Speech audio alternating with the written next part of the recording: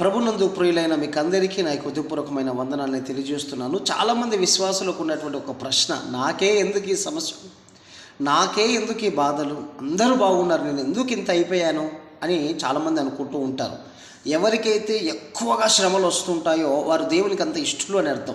ఎవరైతే జీవితంలో గందరగోళము, ఎవరైతే జీవితంలో గడిబిడి వాతావరణంలో అసలు లేమిలో వాళ్ళు ఉంటూ, కలిమిలో ఉంటూ అసలు వారి పరిస్థితి గందరగోళంగా ఉంది అంటే వారు దేవునికి ఇష్టలై ఉన్నారని అర్థం. కారణం ఏంటో తెలుసా?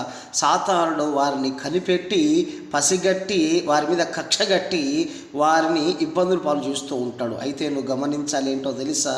నువ్వు సాతానును ఓడించాలి అంటే దేవుడు నీ వైపు ఉన్నాడన్న మాటను నువ్వు గుర్తించి ప్రార్థనలో ఎప్పుడైతే గడుపుతావో చివరిగా గెలిచేది నువ్వే, దేవుడు ఉన్నతంగా ఉంచేది నిన్నే. ఈ మాటలు గుర్తుంచుకో.